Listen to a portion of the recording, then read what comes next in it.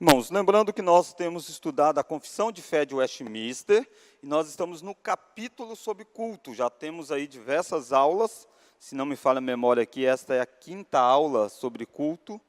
Então, nós estamos dentro do capítulo, tá, da Confissão de Fé. A gente não parou o curso, não. É que o culto é um dos capítulos da confissão. Este capítulo vai tratar do culto em si, do que acontece no culto, das formas do culto, e vai tratar também do dia do culto, que é o dia do Senhor, né? O dia de domingo. E nós vamos olhar o dia de domingo mais posteriormente, mas por enquanto a gente tem olhado para essa ideia do culto. E nós já vimos diversas coisas, não tem como eu ficar revisando tudo, mas eu só quero ver se eu estou conseguindo fazer esse entendido, né? A palavra culto é usada em quantos sentidos? 2, né? Joia. Qual que é? Alguém fala aí para mim um dos sentidos da palavra culto. Sentido amplo. Sentido amplo, que é a vida. O segundo? Segundo sentido? Restrito, que está relacionado com as práticas devocionais que são realizadas. E aí, no sentido restrito, a gente viu que existe o culto familiar. Antes, só lembrando vocês, né, muito do que eu tenho dito tem nesses livros aqui, tá bom? Nesses materiais aí que você pode consultar e também nessas 3 palestras aqui, do reverendo, 2 do reverendo Felipe Fontes e uma do reverendo Heber Júnior. Então, isso é importante nós sempre lembrarmos. No sentido restrito, existe o culto individual, familiar e público, e o que a gente tem tratado é do culto público, com grande ênfase nisso. Naturalmente que a forma como você vive afeta a forma como você adora, e o oposto também, a forma como você adora afeta a forma como você vive. Essas definições foram objetos aí de uma aula e meia, onde a gente tratou bastante desses 2 aspectos, porque aqui está muita confusão que as pessoas fazem. Por que pode fazer isso em tal dia, não pode fazer em outro dia? Como que é essa história? É porque as pessoas confundem tudo isso aqui. Na verdade, tudo é culto no sentido de ser diante de Deus, à luz de Romanos 12. Culto racional é a nossa vida. Mas a Bíblia diz para nós de atividades dedicadas, um tempo específico para relacionamento com Deus, dentro daquilo que Ele ordena. E aí você tem dentro na relação individual, que a pessoa estabelece com Deus, na relação familiar, que é o chamado culto doméstico, e aquela assembleia solene, que é o nosso objeto principal de estudo, que é o culto ao Senhor, que acontece aqui na nossa igreja, às 19 horas do domingo. Então, o culto é diferente de escola dominical, por exemplo. Hoje nós tivemos aqui uma bela apresentação, por exemplo, das crianças. Não há nada de errado com isso, é muito legal que tenha. Mas no culto não faz espaço para apresentação. Mas numa escola dominical é louvável, é muito bom, é uma forma das crianças, dos adolescentes, pré-adolescentes, mostrarem aquilo que eles têm aprendido, uma forma didática deles também fixarem conteúdo e por aí vai. Então, distinguir bem os eventos resolve aí 90% das discussões. Lembrando dessa carta litúrgica que foi escrita pela Igreja Presbiteriana do Brasil, onde ela vem definir, colocar em ordem essas questões, que no passado havia muita discussão dentro da igreja. Ela estabelece que o culto não tem a ver com lugar, mas sim com a convocação que foi feita. Nós vimos, então, o princípio regulador do culto, foi mais um tema de uma aula, onde a gente mostrou que isso é fundamental para a gente tratar de culto. Que nós não perguntamos assim, tal coisa é proibido, pastor, me mostra na Bíblia que é proibido. Não é essa a pergunta correta, porque a Bíblia não traz uma listagem de coisas proibidas. Ela não faz isso. Até porque o tempo vai passando e a imaginação humana cria cada vez mais outras coisas. A Bíblia dá os princípios daquilo que deve acontecer no culto. E aí, a partir disso, então, que você analisa. Então, a pergunta correta é, onde está escrito na Bíblia que eu posso fazer isso no culto? E não assim, onde está escrito na Bíblia que eu não posso fazer? Porque a Bíblia não vai listar uma série de coisas que não pode fazer. Mas a Bíblia vai dizer o que deve ter no culto. Se é algo que não está listado na Escritura, então eu e você não devemos fazer. Isso está muito claro nos nossos símbolos de fé, quando diz que o modo de adorar a Deus é por Ele mesmo instituído. Então, Deus diz como Ele quer ser agradado, e Ele faz isso através da Escritura. Então, nós vimos bastante essas duas questões. Nós vimos que culto é coisa séria, porque Deus, então, ordena como Ele quer ser adorado, mas o povo de Deus tem lidado mal com esse tema ao longo de toda a história. Desde os primeiros, desde os filhos de Adão e Eva, Caim e Abel, e aí você já tem dificuldade relacionada com o culto, até nos nossos dias. Então, este é um dos grandes pontos que você olha. No domingo passado, nós olhamos para este gráfico aqui, dos principais episódios envolvendo a adoração. Lembra que Satanás chegou ao ponto de tentar Jesus e oferecer a Jesus o domínio sobre todo o império que existia, que estava sob a autoridade de Satanás, se Jesus prostrado adorar a ele. Ele está dizendo, se fosse numa visão pragmática, evangelística apenas, no sentido pragmático do termo, né? Vamos atrair pessoas. Se esse é o objetivo, está aí, pronto. Só Jesus se dobrar diante de Satanás, ele poderia, então, assumir o domínio sobre todos aqueles que tinham sido dados a Satanás por causa da queda de Adão e Eva. Mas o ponto não é esse. O objetivo não é atrair pessoas. O objetivo é formar um povo que adore a Deus verdadeiramente. Este é o ponto de toda a história bíblica. E Jesus entendeu isso claramente. Ele havia estabelecido este princípio e ele diz para Satanás, só o Senhor adorarás, só a Ele darás culto.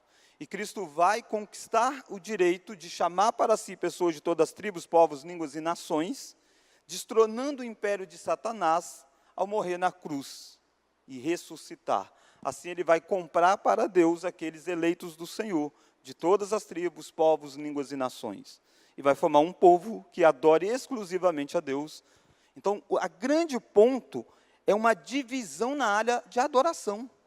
É isso que, de fato, divide a humanidade em aqueles que adoram a Deus e aqueles que não adoram a Deus.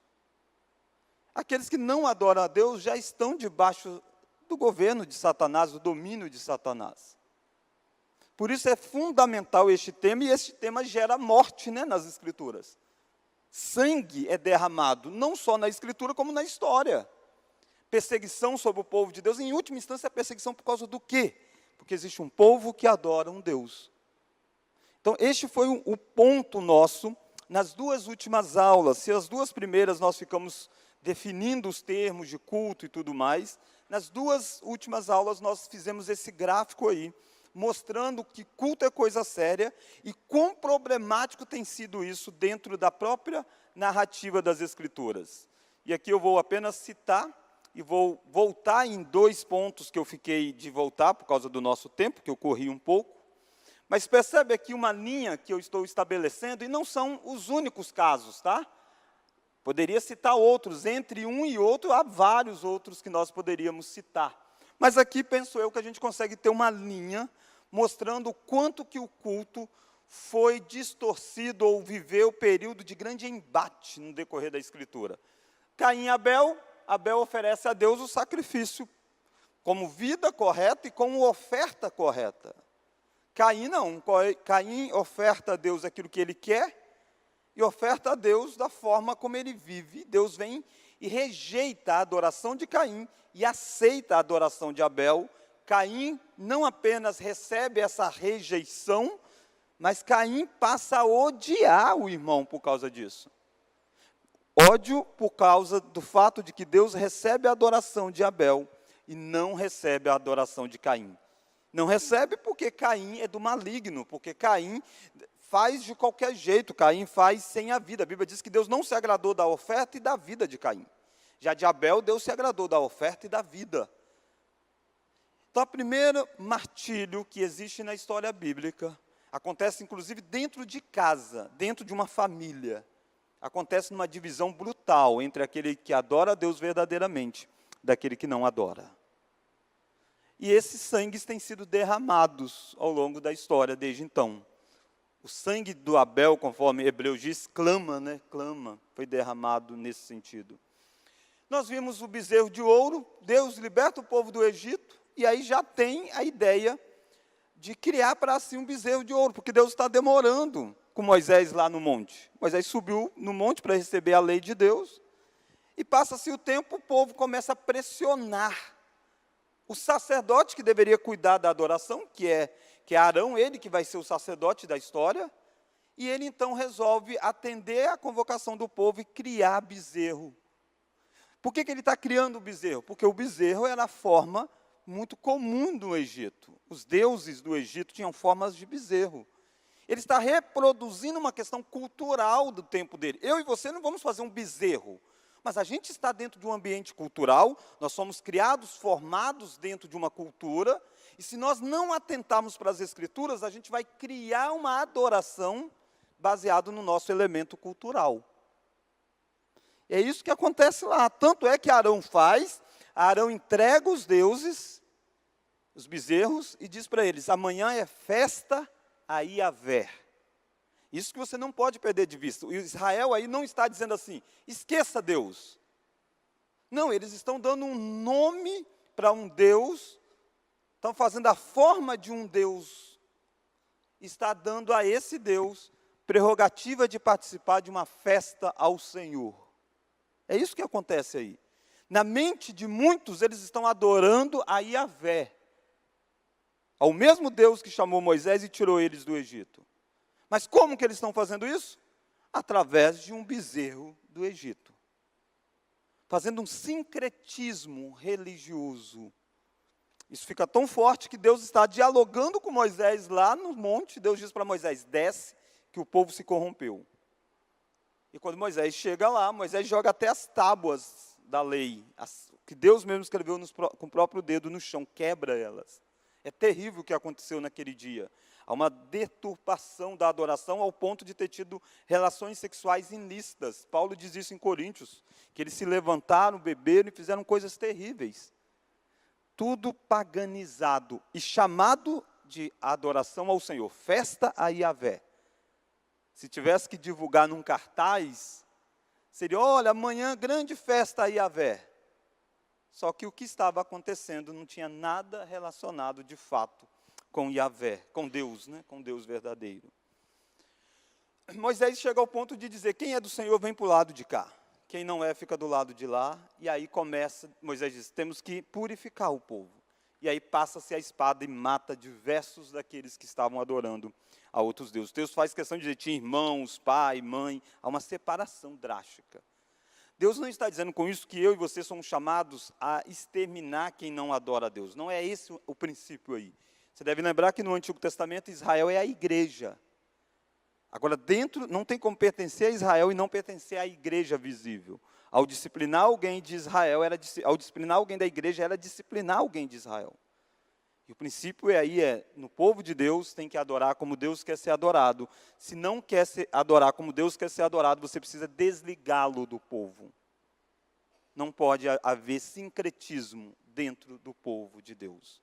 É duro, é forte, mas isso que acontece. A gente viu logo à frente que Nadab e Abiú, que eram filhos de Arão, se tornam sacerdotes, porque vem essa sequência, e Nadab e Abiú oferecem fogo estranho ao Senhor. Levítico tem a forma, os elementos que deve conter para formar esse fogo. Mas vai Nadab e Abiú oferecem um fogo estranho e eles morrem diante de Deus. Percebe? É Deus tratando muito sério com a adoração, com culto, chamando a responsabilidade daqueles que lideram nesta área, inclusive com a morte de Nadab e Abiú, que deveriam cuidar da adoração e eles estão oferecendo fogo estranho. Nós vimos que quando as tribos crescem, se desenvolvem, existe rei em Israel, e aí depois você tem o primeiro rei chegando, que é Saul. E a rejeição de Saul é uma rejeição por adoração. Saul quer oferecer um culto ao Senhor sem a chegada de Samuel. Ele vai lá e faz, porque o povo está pressionando ele, porque tem uma guerra para sair, e o povo está começando a ir embora, Samuel está atrasado. Samuel não chega. E aí Saul diz: sabe de uma coisa? Eu mesmo ofereço o sacrifício aqui, vamos embora. Quando ele acaba de fazer, Samuel chega. Samuel diz: hoje Deus iria confirmar o seu reino, a sua casa reinando em Israel, mas foi tirado de você. E aí você vai ver um episódio semelhante, vai acontecer novamente com Saul, E está muito claro que Deus vai dizer, eu tenho mais prazer em obediência do que em sacrifícios. Mais do que oferecer o animal, Ele quer que seja obediente esse sacrifício. Deus tem mais prazer que a gente cante a Ele ou que a gente cante de forma como Ele quer ser louvado? Da forma como Ele quer ser louvado. Deus quer que nós oremos de que forma? Da forma como Ele nos ensina a orar. Então Ele não tem prazer nos nossos atos de fazer, Ele tem prazer na nossa obediência. Isso que deve reger a adoração. Você vê que Davi depois tem que aprender essa dura lição ao tentar trazer a Arca da Aliança em um carro de boi, uma invenção daqueles tempos. E aí a Arca da Aliança balança e eles estão para cair. A arca está para cair, Uzá vai e toca na arca e morre. Davi fica tão traumatizado, Davi que manda deixar essa arca em qualquer outro lugar, lá na casa de um homem. Mas, de repente, a casa daquele homem está prosperando. Aí Davi diz, opa, tem alguma coisa errada, o problema não é a arca. Vai olhar e ele vai perceber que ele estava trazendo a arca errada. A forma estava de forma errada. Tinha ordens específicas, tem que ser os sacerdotes, fazer sacrifícios, e assim ele vai fazer. E assim a arca vai chegar lá em Jerusalém, e grandes coisas vão acontecer, obedecendo a Deus. Mas Davi teve que aprender duramente isso. Nós vimos que há uma divisão das tribos, as tribos do norte, as tribos do sul. O que as tribos do norte faz? Vão criar para nós um culto. Porque senão os nossos moradores aqui vão correr para Jerusalém. Fosse nossos dias, o pessoal vai sair daqui para ir na outra igreja. Lá na outra igreja está tendo tal coisa. Então vamos fazer um negócio aqui para eles não ir para lá. É isso que o rei das tribos do norte faz. E ele constrói um bezerro, relembrando a ideia lá de trás, voltando às heresias do passado, ele faz bezerro. Ele abre diversos pontos de adoração. Vários lugares poderia adorar, não só mais em um lugar. Ele coloca sacerdotes naqueles lugares, que não são da tribo de Levi. Ele cria uma religião paralela, muito parecido, mas totalmente distorcido daquilo que Deus ordenou.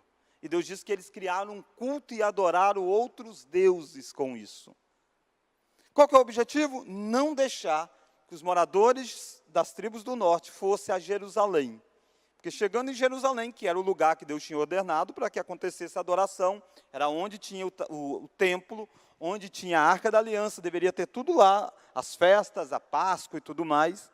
Mas aí se ficar todo ano fazendo isso, então daqui a pouco eles vão querer unir essa tribo com as tribos do sul. Então a gente precisa dar um jeito de segurar o povo.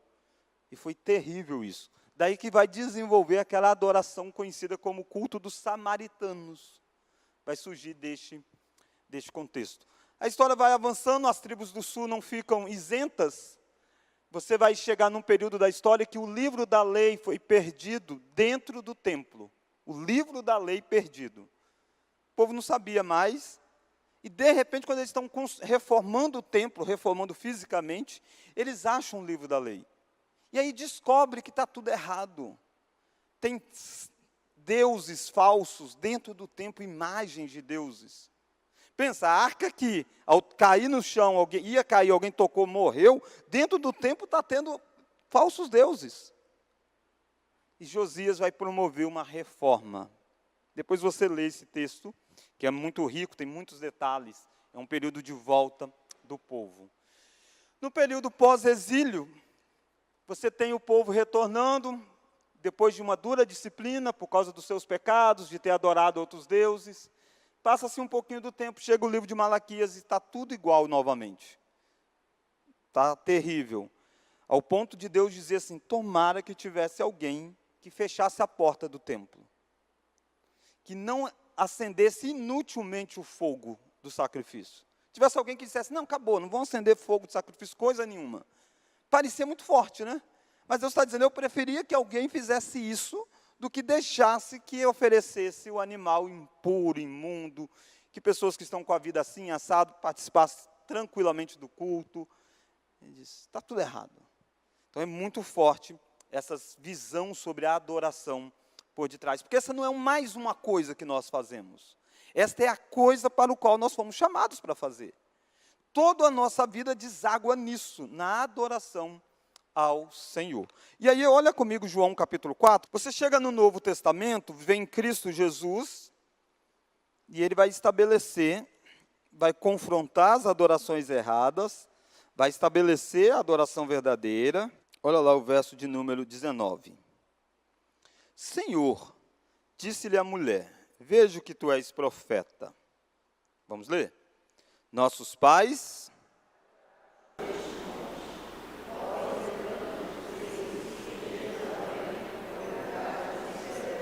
Só um minuto. Olha para esse gráfico aqui, sem ser essa parte, né, que aqui é onde ele está dialogando, mas a conversa remete a um desses episódios aqui citados até agora. Qual que é o episódio?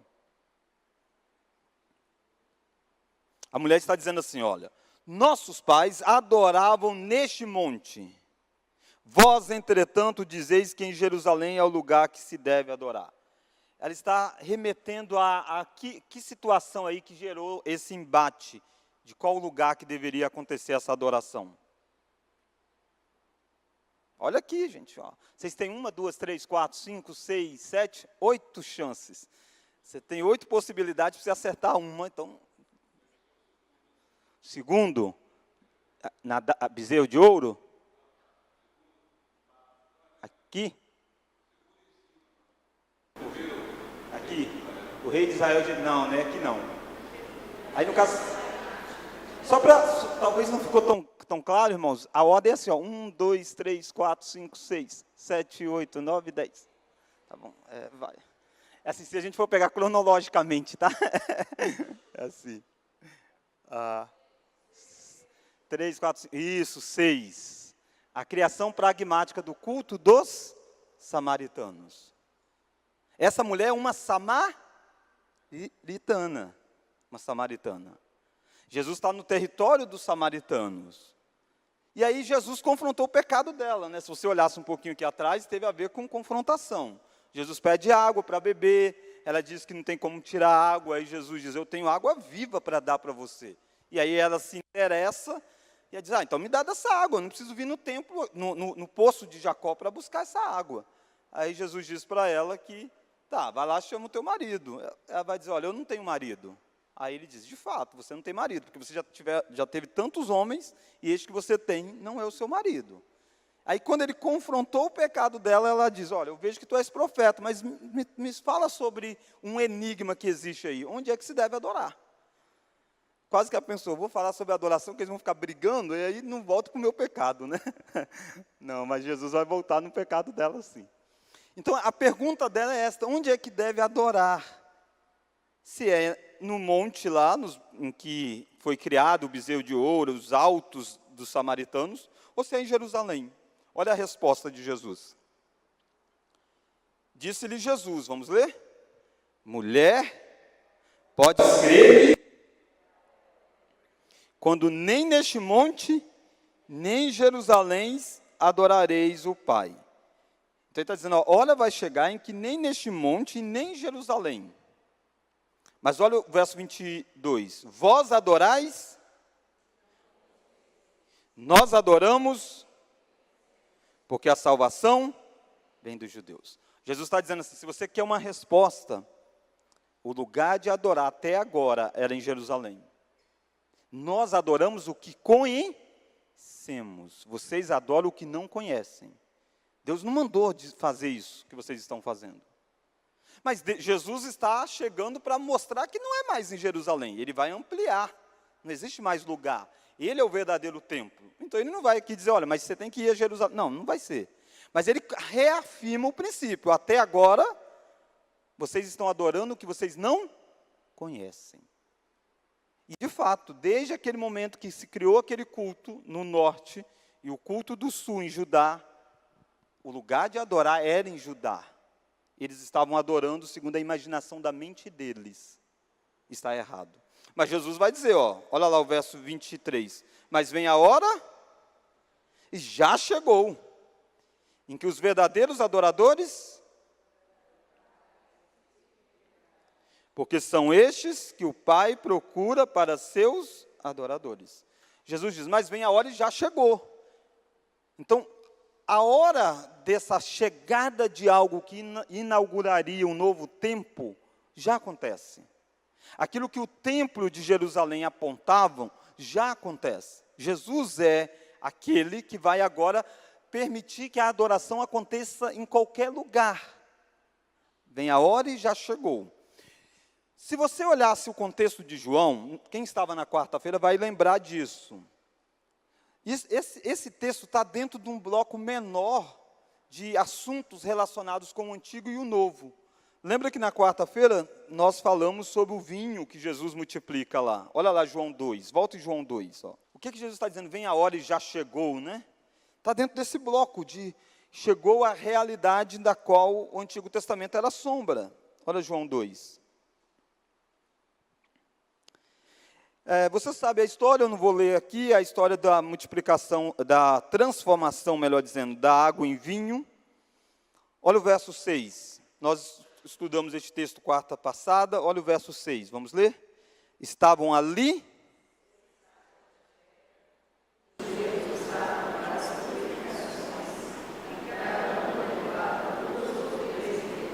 Percebe? Estavam aí 6 talhas de pedra. Os judeus usavam para as purificações. Purificações, porque tudo aquilo que no Antigo Testamento a pessoa saía, a pessoa era considerada impura. Tocava em alguma coisa, estava impuro. Tocava em outra coisa, estava impuro. É período tal, está impuro. É para mostrar didaticamente o quanto que o pecado está presente em tudo e em tudo que nós fazemos. Essa era a forma do Antigo Testamento mostrar isso. Há várias leis. Leia Levítico que você verá. Se tocou em alguém morto, você está impuro, precisa de purificação e por aí vai.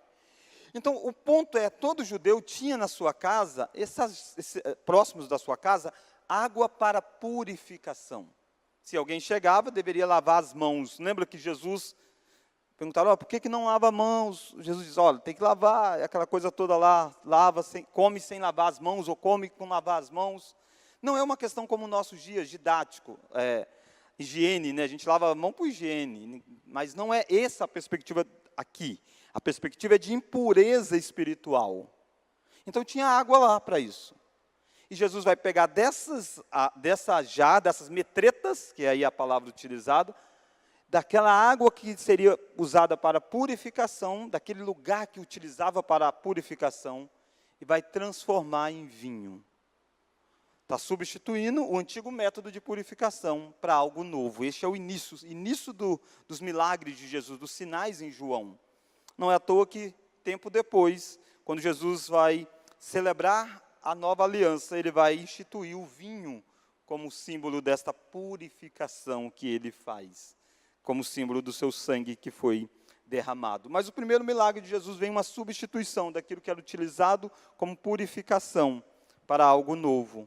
Você chega em João capítulo 2 ainda, qual que é o título aí? Jesus purifica o templo. Olha lá o verso 18. Perguntaram-lhe, pois, os judeus, que sinal mostras para fazer estas coisas? Jesus lhe respondeu. Vamos ler?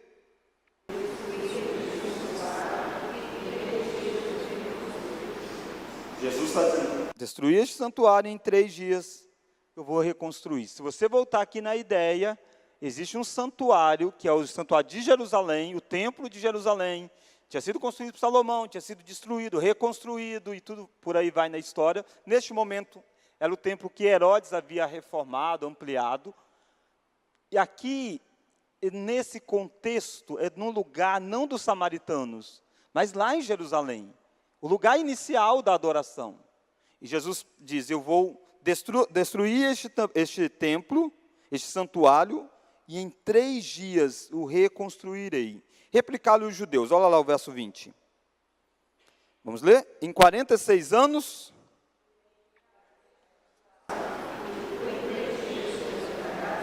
Ele, porém, se referia ao santuário do seu corpo. Quando, pois, Jesus ressuscitou dentre os mortos, lembraram-se os seus discípulos de que ele dissera isto, e creram nas Escrituras e na palavra de Jesus.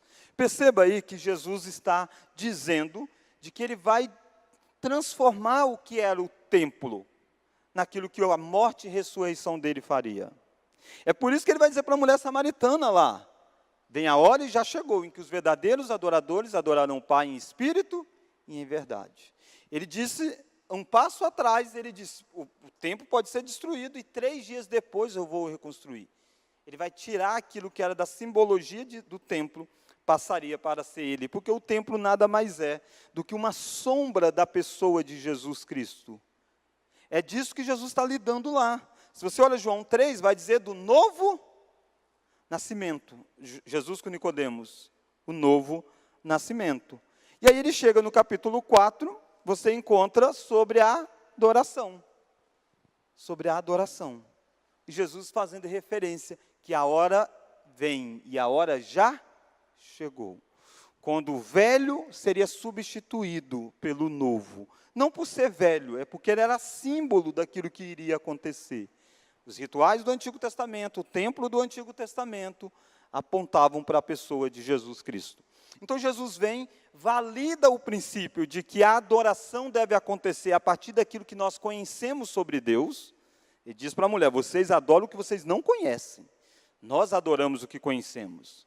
Até agora o lugar de adorar era assim em Jerusalém, o culto de vocês é um culto equivocado. Mas a hora vem, a hora já chegou, em que agora a adoração não é mais em Jerusalém os samaritanos, no lugar. Mas olha o princípio, volta lá para João 4, olha o verso 23. Mas vem a hora e já chegou, em que os verdadeiros, João 4, 23, vamos ler? Em que os verdadeiros, em verdade, porque são estes que o Pai procura para seus adoradores. Em espírito e em verdade, os estudiosos debatem quanto a essas expressões, e a melhor interpretação é que seja exatamente em espírito, em contraste com as formalidades do Antigo Testamento, onde era visual. O templo, a bacia da purificação, a arca, era tudo muito visual. E Deus está dizendo, agora é em espírito, é uma adoração muito simples. É uma adoração muito simples. No Novo Testamento é assim mesmo. A adoração do povo de Deus é uma adoração simples. Simples eu não estou dizendo que é uma adoração pobre de conteúdo. Não é isso que eu estou dizendo. Eu estou usando a palavra de que não existe aparatos em volta dela. Ela é centralizada na palavra. Jesus está dizendo, a adoração é em espírito, e olha mais, e em verdade. Verdade aqui tem a ver com aquilo que ele havia dito que é adoração. Não mudou o princípio de conhecer, adorar por aquilo que nós conhecemos. A adoração é em espírito, envolve a nossa vida no nosso interior, envolve as nossas motivações, é a pessoa do Espírito Santo que nos habilita a dizer, Abba, Pai. É uma adoração extremamente espiritual a nossa adoração. Mas ela é em verdade. Não é só em espiritual. Ela tem que ser em verdade. Se tem que ser em verdade, então precisa ter um fator que vai dizer o que é e o que não é. Porque como é que você julga a adoração de alguém? Eu não tenho como julgar a motivação da adoração de alguém. Nem eu, nem você. A gente não consegue julgar a motivação, aquilo que está lá dentro do coração. A gente não consegue. Mas a adoração a Deus não é regida só pela motivação de dentro do coração. A adoração a Deus também é regida pela verdade. Pela verdade, nós temos como, sim, mensurar a adoração? Se está sendo feito em verdade ou não? Sim, porque nós temos a Escritura que vai dizer como deve ser feito. Não importa se você está bem intencionado. Você pode ser usar querendo segurar a arca lá que vai cair. Mas se existe uma ordem de Deus quanto a tal assunto, nas Escrituras, então ele só vai aceitar se for desta forma. Significa que só fazer a forma como ele ordenou está tudo resolvido? Não, óbvio que não. Tem a ver com o nosso coração, tem a ver com a nossa motivação, tem a ver com a nossa santidade. Tudo isso está envolvido. Mas não está dissociado de um padrão objetivo. Por isso que culto a gente sempre diz, olha, culto tem que ser esses princípios aqui. Com isso a gente não está dizendo da seriedade da outra pessoa. A gente só está dizendo que o caminho da ignorância não é o caminho aceito por Deus para a adoração a Ele. Jesus olha para a mulher samaritana e diz para ela: vocês adoram o que não conhecem. Nós adoramos o que conhecemos. Então, isso é muito importante, porque às vezes as pessoas vão para o Novo Testamento e o fato de não ter textos bíblicos falando de cerimônias, como existia no Antigo Testamento, as pessoas acham que então agora pode de qualquer jeito a adoração. Não, não é isso. A adoração continua sendo coisa séria diante de Deus. O que deixa de existir é o ritual cerimonialista envolvido com as leis das cerimônias. Porque Jesus é aquele que cumpre a lei. Ela é uma adoração simples agora. Aliás, nem pode mais ter determinadas cerimônias. Se você pega Hebreus e pensa, Hebreus é um livro que vem para corrigir a forma como o povo está se relacionando com Deus e, de certa forma, adorando. Porque eles estão querendo voltar às práticas que estavam lá no Velho Testamento, de oferecer sacrifícios. Pergunto, você acha que eles estão querendo fazer isso só de má vontade? Só porque eles estão cansados do que está vendo? Não, não é isso. Eles estão, às vezes, com um ímpeto enorme, você sabe de uma coisa, está lá, oferecer animal. Deus agrada do cheiro do animal. A Bíblia diz que Deus, ao sentir um sacrifício agradável ao Senhor. Então a pessoa diz, então vamos fazer isso. Aí vem uma carta toda dizendo, não, ao fazer isso você está invalidando o sacrifício de Cristo. Você está agregando alguma coisa ao sacrifício de Cristo. O culto da nova aliança, ele é centrado na pessoa de Cristo. Cristo é o mediador deste culto que nós oferecemos a Deus. Nada é capaz de tornar um culto mais aceito diante de Deus do que a pessoa do Filho dele. Não é a nossa eloquência, não é a nossa capacidade, não é como nós arrumamos as coisas. É a pessoa de Cristo que torna o culto aceitável diante de Deus. O culto deve ser feito na mediação de Jesus Cristo. O que torna as nossas músicas aceitas por Deus é Cristo Jesus. O que torna as nossas orações aceitas por Deus é Cristo Jesus. Percebe? A pessoa de Cristo. Por isso o culto gira em torno da pessoa de Cristo, embora é um culto que é feito a toda a Trindade, Pai, Filho e Espírito Santo. Nós já vimos isso. Quem deve ser adorado na confissão de fé? O Pai, o Filho e o Espírito Santo. Mas por que a gente usa tanto a palavra Jesus, Jesus? Porque Ele é o mediador desse culto. Ele é a pessoa que está nos conduzindo diante de Deus. Então a gente tem que lembrar disso, para a gente entender que o nosso culto é em espírito e é em verdade. Em verdade. Que bom seria se um discurso resolvesse as coisas, né? Um ensinamento. Não é assim. Não foi assim no Antigo Testamento, eles tinham a lei lá escrita. E não é assim com João escrevendo isso aqui. Porque o nosso coração é uma fábrica de ídolos. Assim como Adão quis não ouvir a voz de Deus e fazer para si um bezerro, Adão não quis ouvir a voz de Deus e fazer para si um Deus conforme ele mesmo, ao comer do fruto proibido para querer ser como Deus. O que Adão está fazendo aí é querer ser como Deus. Ele está querendo adorar a Deus, viver diante de Deus como se ele fosse o próprio Deus. Assim como na voz de Deus falada a ele, e o texto diz que a mulher foi enganada, mas Adão não. Adão não foi iludido, Adão tinha consciência do que estava acontecendo plenamente. Mas ainda assim ele opta por fazer algo que ele quer fazer. Assim é a nossa vida. Arão sabia o que Deus tinha dito. Não pode ter. Daí ele vai e constrói os bezerros, porque ele quer ficar bem com as pessoas. A questão toda não é só cognitiva, embora passe pelo aspecto de saber sobre. Mas nós pecamos não é só porque nós não sabemos que algo é pecaminoso. Nós pecamos porque nós desejamos algo mais do que o próprio Deus. Poucas vezes, talvez, a pessoa não sabe como Deus quer ser adorado.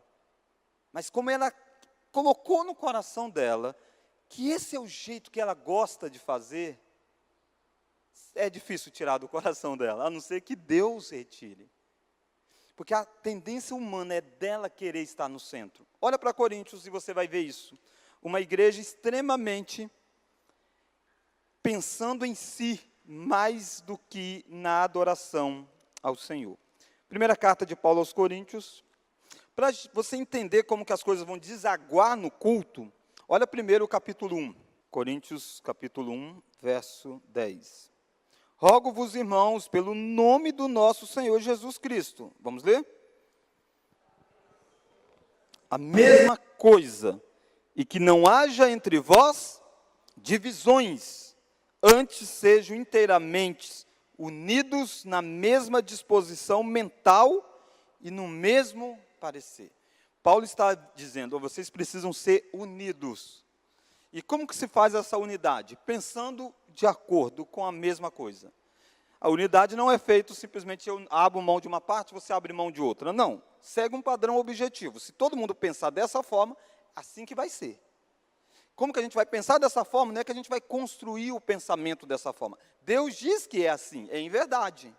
Então, basta que nós nos aproximemos da verdade. Quanto mais próximos da verdade nós estivermos, mais unidos nós seremos. Às vezes a gente fala assim, nossa, nós precisamos ser mais unidos. Tá, às vezes nós estamos desunidos porque nós estamos longe da verdade. Apegados à verdade, nós estaremos unidos. Estaremos desunidos com aqueles que não estão na verdade, não tem como. Jesus disse, aquele que não é por mim, é contra mim. Quem comigo não ajunta, espalha. Há uma desunião que é impossível não acontecer. Moisés disse, quem é do Senhor vem para cá, quem não é vai ficar do lado de lá. Mas uma vez quem é do Senhor vem para cá, os que estão do lado de cá estão unidos. Unidos. Paulo está dizendo, pense a mesma coisa. E aí, por que é que Paulo está dizendo isso? Olha o verso 11. Pois a vosso respeito, meus irmãos, fui informado pelos da casa de Cloe, de que há contendas entre vós. Paulo diz, olha, eu fui informado, e não fui informado se alguém me falou, mas quem falou? Não posso dizer quem. Não, ele dá nome, ele diz, pelos da casa de Cloe. Os da casa de Cloe, que Paulo não estava lá em Corinto. Então, os da casa de Cloe foram até Paulo e disseram para ele, Paulo, a igreja está desta forma. E aí Paulo está tratando disso, dizendo, os da casa de Cloe disseram isso, que há contendas entre vós. Por que existiam as contendas? Verso 12, refiro-me ao fato de cada um de vós dizer, eu sou de Paulo, e eu de Apolo, e eu de Cefas, e eu de Cristo. Então a igreja tinha 4 grandes grupos da igreja. Aqueles que diziam, eu sou de Paulo, outros diziam, eu sou de Apolo, e outros diziam, eu sou de Cefas, e outros diziam, eu sou de Cristo. Não pensa essa palavra, eu sou de Cristo aqui, como se isso aqui fosse bom, dizendo, e estes eram os únicos que eram do Senhor. Não, não é isso. Esses aqui eram os chamados super espirituais de Coríntios. Eles dizem, vocês obedecem a Paulo? Eu não, eu obedeço a Cristo só. Não quero saber o que Paulo disse. Eles ignoravam a autoridade apostólica de Paulo. Na verdade, este é o grupo que vai dar mais problemas em Corinto. Paulo vai escrever a primeira e a segunda carta, batendo muito duramente com estes, dos que recusavam o apostolado dele. Paulo vai tratar disso mostrando, que não faz sentido a divisão, porque quem vive por nós é Cristo. Mas esse é o contexto dessa igreja que vai se reunir. Olha lá em Coríntios 11. Coríntios 11. Então, esse é o povo, tá? E aí estão eles chegando para o culto. Coríntios é uma carta pequena, se você puder, leia em casa. Você vai ver que tinha imoralidade sexual acontecendo entre as pessoas. Você tinha pessoas que levavam outro crente à justiça. Estava tudo bagunçado. E aí, quando eles chegavam para reunir, como é que vai ser o culto? Olha lá, Coríntios 11.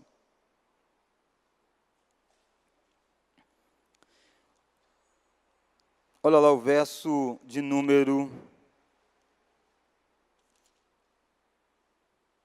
17. Nisto, porém, vos prescrevo não vos louvo, porquanto vos ajuntais, não para melhor, e sim para pior. Ajuntamento do povo de Deus não era para melhor, e sim para pior. Se você olhar aqui no gráfico, a gente está nesse momento aqui, ó. Então, assim, tem inúmeras informações, inúmeros exemplos. Tem Paulo pastoreando, plantando essa igreja. Tem Apolo que pastoreou lá. Paulo está dizendo, e agora vocês estão reunidos, não é para o melhor, e sim para o pior. Verso 18. Porque antes de tudo estou informado, haver divisões entre vós. Quando vos reunis na igreja, e eu em parte o creio. É interessante que é um contrassenso. A divisão entre vós, quando vocês se reúnem na eclesia, na igreja, na Assembleia do Santo. Vocês se reúnem na Assembleia, que é daqueles que foram tirados de todos os lugares, essa é a ideia de uma Assembleia, pessoas convocadas a saírem das suas casas para se reunir em um lugar. A igreja pega essa expressão para dizer, assim é o povo de Deus, nós fomos chamados a sairmos do mundo para nos ajuntarmos em uma assembleia solene.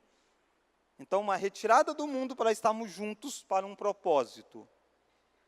Mas vocês estão divididos naquilo que Deus fez vocês para serem unidos. Na hora de vocês estarem reunidos, vocês estão divididos. Embora estivessem lá, formalmente era uma coisa só. Mas havia 4 igrejas aí dentro. Nos dias de hoje, seria mais ou menos, não tem a igreja, quando canta o hino do inário, aí uns cantam. Quando canta o cântico, outros cantam, e os que cantavam o hino do inário não cantam os cânticos. Os que cantaram os cânticos não cantam o hino do inário. São igrejas divididas, sem sentido. Alguma coisa está errada. Porque, afinal de contas, é uma igreja só. É uma liturgia só acontecendo. Precisa entender o papel que o culto acontece. Por isso requer estudos, né? Estudos para entender qual é a função de cada elemento deste. Olha lá o verso de número 19. Porque até mesmo importa que haja partidos entre vós. Vamos ler? Para que também... E Paulo dá uma informação dizendo assim, Deus, na sua soberania, Deus permite que haja partidos, para que de fato a gente descubra quem são os aprovados. Ele está dizendo, na igreja visível, nessa assembleia, nunca vai estar lá somente aqueles que realmente querem adorar a Deus. Por mais que você instrua, por mais que você ensine, vai ter aqueles que estão lá. E nessa debate desse assunto, vão revelar-se reprovados.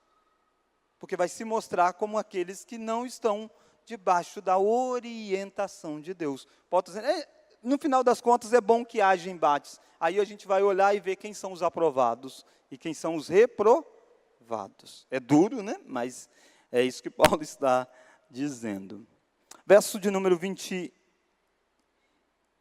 Quando, pois, vos reunis no mesmo lugar, não é a ceia do Senhor que comeis, porque ao comerdes, cada um toma antecipadamente a sua própria ceia.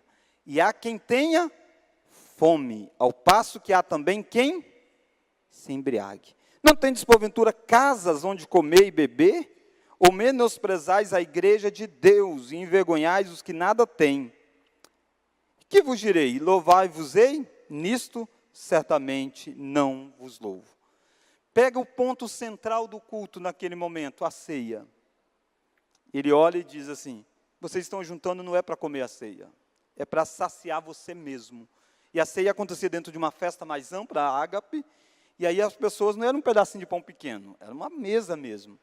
E aí a pessoa ia lá e dizia, deixa eu encher a barriga, né? Já que tem comida, estava totalmente desvinculado do que era o culto. Paulo está dizendo, isso é terrível, ao ponto de ter gente que sai embriagado daí. Irmãos, isso aqui não é a igreja lá do Antigo Testamento, é a do Novo. É a do Novo. Onde está em verdade aqui? Está longe da prática. Aí Paulo vai dizer, olha o verso 23, porque eu recebi do Senhor que também vos entreguei. E aí Paulo vai dizer verdades. O que é a ceia? A ceia é isto. E aí ele vai chegar em capítulo 12, o que são os dons? É assim. O amor que deve unir vocês. Capítulo 14, a ordem no culto. Ele está dizendo, em verdade deve ser a reunião de vocês. Ele vai tratar com este princípio. Próximo domingo é Dia das Mães, será um domingo diferenciado. Depois eu vou retornar ao culto, e aí a gente vai trabalhar um pouco de definições, de liturgias, de músicas, tá bom? Então nós vamos olhar mais objetivamente, de forma propositiva. Até agora nós vimos muito o que é e a distorção, né? Na próximos encontros nossos, a gente vai começar a construir então, tá? Então como que é um culto reformado, como que nós queremos a partir da Escritura? Então, próximo domingo é Dia das Mães, vai ser um domingo diferente. Depois eu vou começar a tratar desse aspecto do culto de forma propositiva. Talvez até agora você só tenha dito assim, tá, pastor, eu só estou entendendo o que não é, né? E afinal de contas, o que é? Então, a gente vai começar a construir. Você já vê isso na prática, mas talvez você vai entender por que acontece isso, por que acontece aquilo outro na liturgia. Esse é o nosso objetivo. Deus, obrigado por esta igreja, obrigado pela superintendência da escola, a vida da nossa irmã Angélica, a vida do nosso irmão Leonardo, que tem estado à frente. Obrigado pelos momentos maravilhosos que nós tivemos na abertura também da escola, através dos nossos pré-adolescentes. Que bom, ó Deus, vê-los estudando como orar ao Senhor. Que nós possamos, de fato, cultivar isto. E que nós, enquanto igreja, possamos investir na próxima geração, ciente de que a próxima geração também enfrentará o embate sobre a forma de adorar o Senhor. Mas que eles possam estar apegados na Tua palavra. Agradecemos porque o Senhor tem sido bondoso com esta igreja. O Senhor tem feito reunir aqui pessoas que têm se manifestado dispostas a adorarem a Ti. Por isso, Deus, nos faça cultivar, ter zelo por este momento tão solene que nós teremos daqui a pouco, quando nós nos reuniremos para juntos estar diante do Senhor, através de Jesus Cristo. E através deste mesmo Cristo que nós oramos nessa escola dominical. Amém.